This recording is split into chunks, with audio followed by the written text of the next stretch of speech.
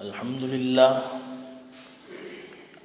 لله نحمده ونستعينه ونستغفره ونؤمن به ونتوكل عليه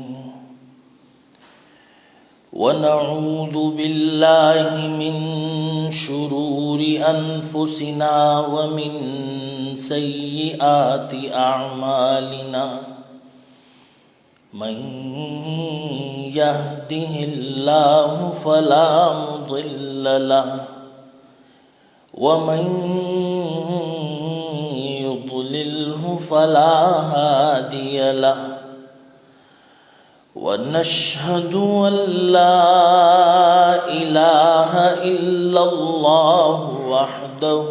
لا شريك له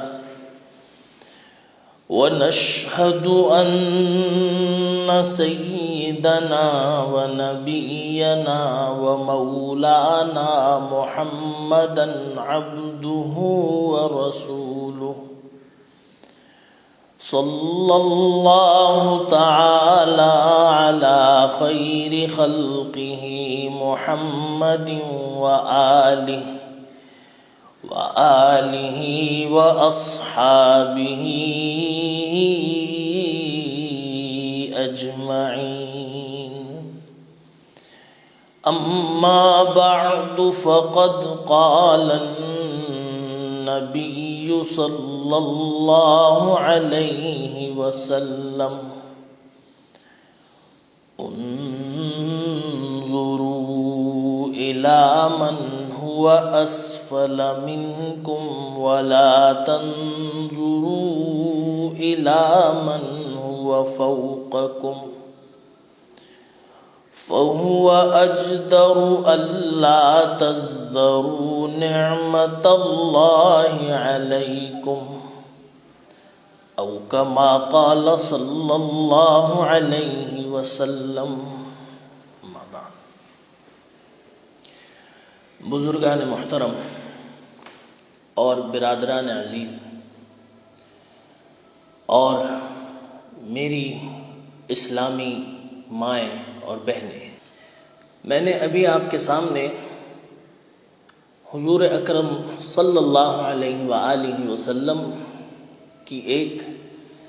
حدیث مبارکہ پیش کی ہے، جس کے راوی جلیل القدر صحابی جناب حضرت ابو ہریرہ رضی اللہ تعالی عنہ ہے. آپ نے روایت فرمایا کہ حضور اکرم صلی اللہ علیہ وسلم نے ارشاد فرمایا کہ اے میری امت کے لوگوں، تم ہمیشہ اپنے سے کم درجے والوں کو دیکھا کرو اور اپنے سے اعلیٰ درجے والوں کو نہ دیکھا کرو. فرمایا یہ طریقہ تمہیں اس بات میں مددگار ثابت ہوگا کہ تم اللہ تعالیٰ کی عطا کی ہوئی یہ طریقہ تمہیں اس بات میں مددگار ثابت ہوگا کہ تم ان نعمتوں کی تحقیر نہیں کر سکو گے جو اللہ تعالیٰ نے اس دنیا میں تمہیں عطا فرمائی ہیں. میرے دوستوں اور بزرگوں، حضور اکرم صلی اللہ علیہ وآلہ وسلم کی احادیث مبارکہ میں ایک خصوصیت یہ ہے، ویسے تو بہت سی خصوصیات ہیں، لیکن ان میں سے ایک یہ ہے کہ وہ مختصر ہوتی ہیں لیکن ان کے معانی اور ان کے جو مطالب ہیں بہت جامع ہوتے ہیں. اور نہ صرف یہ کہ جامع ہوتے ہیں بلکہ میرا اپنا بھی ذاتی مشاہدہ ہے، اور یقیناً آپ نے بھی اس بات کو دیکھا ہوگا کہ کوئی بھی دور ہو، کسی بھی عمر کا انسان ہو، کسی بھی شعبے سے تعلق رکھتا ہو، کچھ بھی کرتا ہو، وہ تمام تر جو نصیحتیں جو حضور اکرم صلی اللہ علیہ وسلم کی احادیث مبارکہ میں پائی جاتی ہیں وہ ہر شخص اپنی زندگی میں ان پر عمل کر سکتا ہے۔ تو بہرحال میں یہ عرض کر رہا تھا کہ حضور اکرم صلی اللہ علیہ وسلم کی جو حدیث ابھی میں نے آپ کے سامنے پیش کی، اس میں حضور اکرم صلی اللہ علیہ وسلم ہمیں اور آپ کو روحانی اور اخلاقی تنزلی اور گراوٹ سے بچنے کا ایک طریقہ بتلا رہے ہیں۔ وہ کیا ہے؟ فرمایا کہ تم اپنے سے کم درجے والے کو دیکھا کرو۔ اس حدیث میں حضور اکرم صلی اللہ علیہ وسلم ہمیں اور آپ کو روحانی اور اخلاقی تنزلی اور گراوٹ سے بچنے کا طریقہ بتلا رہے ہیں۔ علماء نے لکھا ہے کہ جب ایک انسان باشعور ہو جاتا ہے، شعور کی منزل تک پہنچتا ہے، عمر کے اس حصے میں داخل ہوتا ہے کہ جہاں اس کا شعور اجاگر ہوتا ہے کہ وہ اپنے گرد و پیش کے معاملات اور گرد و پیش کے جو حالات ہیں ان کو دیکھ کر کوئی نہ کوئی تأثر قائم کرتا ہے۔ اور اس بات کو آپ اس مثال سے سمجھیے، اپنے گرد و پیش کے معاملات کو دیکھ کر اس کے ذہن میں، اس کے دل میں تأثرات پیدا ہوتے ہیں، اور وہ تأثرات دو کیفیتوں سے خالی نہیں ہوتے، ایک مثبت اور ایک منفی۔ اس بات کو آپ مثال سے یوں سمجھیے کہ ایک شخص کسی باغ میں، کسی چمن میں جاتا ہے، وہاں جا کر وہاں کی ہریالی دیکھتا ہے، وہاں کے پھول دیکھتا ہے، وہاں ان کی خوشبوئیں سونگھتا ہے، محسوس کرتا ہے، اور یہ تمام چیزیں دیکھ کر، یہ مناظر دیکھ کر وہ بہت محظوظ ہوتا ہے، لطف اندوز ہوتا ہے۔ لیکن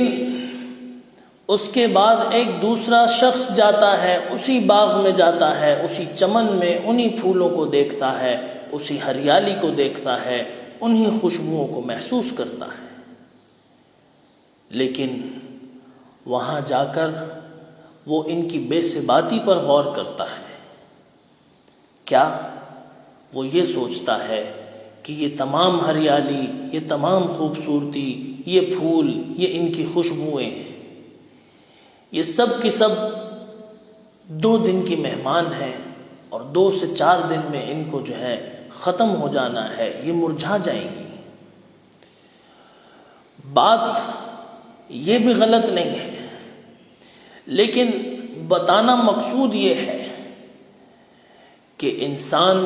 کے اندر کیفیات پیدا ہوتی ہیں، وہ چیزوں کو دیکھ کر تأثر قائم کرتا ہے، اور تأثر یا تو مثبت ہوتا ہے یا منفی ہوتا ہے۔ جب یہ بات ثابت ہو گئی، قربان جائیے حضور اکرم صلی اللہ علیہ وآلہ وسلم پر کہ انہوں نے ہمیں اور آپ کو منفی تأثرات، منفی سوچ سے بچنے کا اور مثبت سوچ اور مثبت تأثرات کو حاصل کرنے کا طریقہ بتلا دیا۔ جیسا کہ ایک اور جگہ حضور اکرم صلی اللہ علیہ وسلم نے ارشاد فرمایا کہ انظروا الی ما قال ولا تنظروا الی من قال او کما قال صلی اللہ علیہ وسلم، یعنی اچھی بات کے لیے فرمایا کہ یہ دیکھو کہ بات کیا کہی جا رہی ہے، یہ نہ دیکھو کہ کس نے کہا ہے، لیکن عام طور سے ہم اور آپ دیکھتے ہیں، ہمارا طریقہ یہ ہے، ہمارا مزاج یہ ہے کہ اگر کوئی شخص بات کرتا ہے تو بات پہ عمل کریں یا نہیں کریں، اس پر غور ہم بعد میں کرتے ہیں، لیکن پہلے ہم اس کے کردار کو پرکھتے ہیں کہ یہ شخص ہے کیسا۔ ہمارے ذہن میں یہ باتیں آتی ہیں کہ اس کا تو فلانی جماعت سے تعلق ہے، یہ تو ایسا ہے، یہ تو بے نمازی ہے، یہ تو فلانی برائی میں پڑا ہوا ہے۔ حضور اکرم صلی اللہ علیہ وسلم فرما رہے ہیں اچھی بات کا معیار قول ہے، قائل نہیں ہے۔ اگر ایک برا شخص بھی کوئی اچھی بات کہہ رہا ہے، بات پر غور کرو، اگر وہ بات اچھی ہے، بے شک کسی برے شخص نے کہی ہے، تو اس بات کو سن لو، اس پر عمل کر لو۔ تو بہرحال حضور اکرم صلی اللہ علیہ وآلہ وسلم نے جو اس حدیث میں ہمیں اور آپ کو اصول بتلایا ہے وہ کیا ہے؟ وہ یہ ہے کہ نعمتیں دو طرح کی ہوتی ہیں، ایک مادی اور دنیاوی، اور دوسری روحانی اور ایمانی۔ مادی اور دنیاوی نعمتوں کا تعلق انسان کی اسباب حیات سے ہوتا ہے، متاع دنیا سے ہوتا ہے۔ مثال کے طور پر مال، دولت، عہدہ، منصب، اولاد وغیرہ وغیرہ۔ اور روحانی نعمت، اس کا تعلق حسنات سے ہے، نیکیوں سے اس کا تعلق ہے، اور وہ کیا ہے؟ مثلا روزہ، نماز، زکوٰۃ وغیرہ وغیرہ۔ تو حضور اکرم صلی اللہ علیہ وآلہ وسلم نے جو اصول بیان فرمایا وہ کیا ہے؟ وہ یہ ہے، فرمایا کہ دنیاوی اور مادی نعمتوں کے بارے میں اصول یہ ہے کہ ہمیشہ اپنے سے کم درجے والے کو دیکھو۔ یعنی ایسے شخص کو دیکھو، اگر مال و متاع کی اس میں تناظر میں دیکھنا ہے تو اپنے سے کم درجے والے کو دیکھو، اپنے سے کم مال اور دولت والے کو دیکھو۔ اولاد کے تناظر میں دیکھنا ہے، اس کا موازنہ کرنا ہے، تو ایسے شخص کو دیکھو کہ جس کے پاس اولاد نہیں ہے۔ اس پر شیخ سعدی رحمۃ اللہ علیہ کی ایک حکایت مجھے یاد آ گئی۔ شیخ سعدی رحمۃ اللہ علیہ ایک مرتبہ مسجد جا رہے ہیں غالباً نماز کے لیے۔ شیخ سعدی رحمۃ اللہ علیہ کا کیا مقام، کیا درجہ، میں سمجھتا ہوں کہ وہ تعریف کی محتاج بھی نہیں ہے۔ آپ ایک مرتبہ جا رہے ہیں مسجد کی طرف، اور حالت یہ ہے کہ آپ کے پیروں میں کوئی نہ جوتا ہے نہ کوئی چپل ہے، ننگے پاؤں ہیں۔ دل میں یہ شکایت، یہ شکوہ پیدا ہو گیا کہ اے اللہ، میں اتنا بڑا عالم دین، اتنا بڑا تو نے مجھے مرتبہ دیا، اور حالت میری یہ ہے کہ میرے پیروں میں چپل تک نہیں ہے، جبکہ میں ایسے ایسے جاہلوں کو اور ایسے ایسے نالائقوں کو دیکھ رہا ہوں کہ ان کے پیروں میں جوتے ہیں، چپل ہے۔ ابھی شکایت پیدا ہوئی تھی کہ سامنے نظر پڑی ایک آدمی اپنے آپ کو زمین پر گھسیٹتا ہوا چلتا چلا آ رہا ہے۔ اب جو اس پر غور کیا تو دیکھا کہ اس کے دونوں پاؤں ٹخنوں سے یا تو کٹے ہوئے ہیں یا تھے ہی نہیں شروع سے۔ شیخ صاحب رحمۃ اللہ علیہ فوراً سمجھ گئے کہ جو میرے دل میں یہ شکوہ پیدا ہوا تھا، اللہ تعالیٰ نے اس کا مجھے اس وقت فوراً جواب عطا فرمایا ہے، اور جا کر سجدے میں گر گئے۔ سجدے میں گر کے توبہ کی، استغفار کیا، اور کہا کہ اے اللہ، میں تجھ سے جوتے اور چپل کی شکایت کر رہا تھا کہ میرے پاس جوتے نہیں ہیں اور چپل نہیں ہے، یہ تو میں بھول ہی گیا کہ اس دنیا میں ایسے بھی لوگ ہیں کہ جن کے پاس چلنے کو پیر بھی نہیں۔ تو نے کم از کم مجھے چلنے کے لیے پاؤں تو عطا فرمائے ہیں، اے اللہ مجھ سے غلطی ہو گئی، مجھے معاف فرما دے۔ تو میرے دوستوں اور بزرگوں،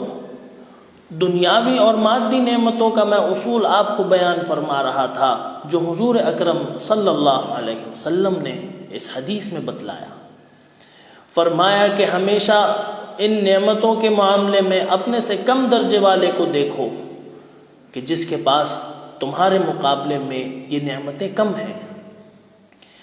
اس کے پیچھے حکمت کیا ہے؟ حکمت یہ ہے کہ جب تم اپنے سے کم درجے والے کو دیکھو گے تو تمہارے اندر یہ جذبہ پیدا ہوگا، جذبہ تشکر پیدا ہوگا۔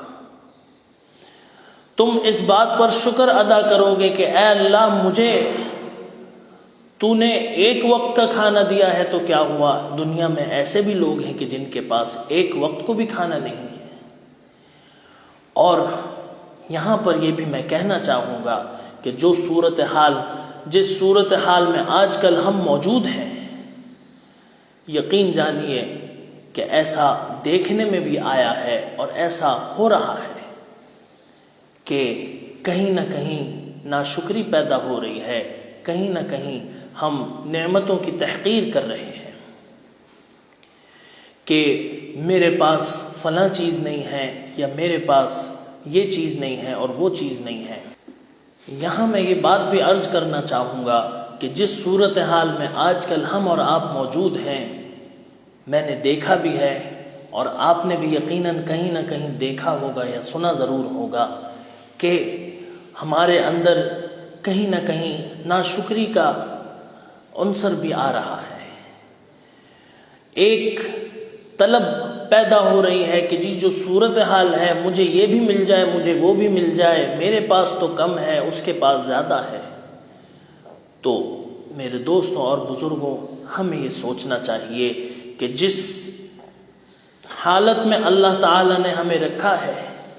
ہمیں اس کا شکر ادا کرنا چاہیے۔ اس کی نعمتوں کی تحقیر سے ہمیں اور آپ کو چاہیے کہ ہم اپنے آپ کو بچائیں۔ پھر دوسرے نمبر کی نعمتیں، جیسا کہ میں نے عرض کیا کہ دوسری قسم کی نعمتیں روحانی اور ایمانی ہے، جن کا تعلق حسنات اور نیکیوں سے ہے۔ فرمایا اس کے بارے میں اصول اس کے برعکس ہے۔ اس کے بارے میں اصول یہ ہے کہ تم جب نیکیوں کے معاملے میں کسی سے مقابلہ کرنا چاہو یا کسی سے موازنہ کرنا چاہو تو فرمایا اصول یہ ہے کہ اپنے سے اعلیٰ درجے والے کو دیکھو، اپنے سے کم درجے والے کو مت دیکھو۔ اور اس کے پیچھے حکمت یہ ہے کہ جب تم اپنے سے اعلیٰ درجے والے کو دیکھو گے نیکیوں میں، تو تمہارے اندر بھی یہ جذبہ پیدا ہوگا کہ میں بھی اتنی نیکیاں کروں یا میں بھی اس کے مقام تک پہنچوں۔ میں سوچتا ہوں کہ میرا ایک دوست ایک مہینے میں 4 روزے رکھتا ہے، مجھے اگر یہ معلوم ہو میں اس سے موازنہ کروں، میں اس سے مقابلہ کروں، تو میرے اندر یقیناً یہ جذبہ پیدا ہوگا کہ وہ اگر 4 روزے رکھتا ہے تو میں اگلے مہینے 5 روزے رکھوں گا، میں اگلے مہینے 8 روزے رکھوں گا۔ کم از کم ارادہ اور جذبہ تو پیدا ہوگا۔ اور جب ارادہ اور جذبہ 8 روزوں کا ہے تو میں سمجھتا ہوں کہ کم از کم 4 روزے تو رکھ ہی لے گا ایک انسان۔ تو فرمایا کہ نیکیوں کے معاملے میں اصول یہ ہے کہ اپنے سے اعلیٰ درجے والے کو دیکھو۔ تو میرے دوستوں اور بزرگوں، رمضان کی ساعتوں میں ہم موجود ہیں، رمضان المبارک کے مہینے میں ہم موجود ہیں۔ ہمیں اور آپ کو اس بات پر غور کرنا چاہیے کہ اب تک جو ہم نے روزے رکھ لیے، اب تک جو ہم نے اعمال کر لیے، آیا یہ کافی ہیں کہ نہیں؟ اس حدیث میں حضور اکرم صلی اللہ علیہ وسلم جو ہمیں اور آپ کو تعلیم دے رہے ہیں وہ یہ ہے کہ اللہ تعالیٰ نے تمہیں جن حالوں میں رکھا ہے، جن حالات میں بھی رکھا ہوا ہے، اس پر شکر ادا کرو، اس پر قناعت کرو، اس پر صبر کرو، تقوی کرو۔ اور رمضان کا مہینہ، رمضان کا یہ مبارک مہینہ ہمیں اور آپ کو بھی یہی سکھاتا ہے، ہم سے یہی چاہتا ہے کہ ہمارے اندر یہ چیزیں پیدا ہو جائیں۔ اسی لیے میں نے اس حدیث کا انتخاب کیا کہ آپ کے سامنے یہ حدیث اور اس کی مختصر سی جو تشریح میں بیان کر سکا وہ بیان کروں۔ تو میرے دوستوں اور بزرگوں، اس دعا کے ساتھ میں اپنی بات ختم کرتا ہوں کہ اللہ تعالی حضور اکرم صلی اللہ علیہ وسلم کی اس حدیث پر بھی اور دیگر جتنی بھی احادیث ہیں اللہ تعالیٰ ان پر ہمیں عمل کی توفیق عطا فرمائے، اور رمضان کا مہینہ جس مقصد کے لیے اللہ تعالیٰ نے ہمیں اور آپ کو دیا ہے کہ ہمارے اندر تقوی پیدا ہو جائے، ہم اچھے بن جائیں، نیکیوں کا جذبہ ہمارے اندر پیدا ہو جائے، ہم نیک ہو جائیں، اچھے کام کرنے کا جذبہ پیدا ہو جائے، اللہ تعالیٰ اس رمضان کے مہینے میں ہم سے وہ کام لے لے، ہمارے اندر ان چیزوں کو پیدا کر دے، اور اللہ تعالیٰ ہمیں تو نے جن حالوں میں رکھا ہے، جیسے بھی ہمیں تو نے حالات عطا فرمائے ہیں، اللہ تعالیٰ ہمیں اپنا شکر ادا کرنے کی توفیق عطا فرمائے۔ وآخر دعوانا ان الحمد للہ رب العالمین۔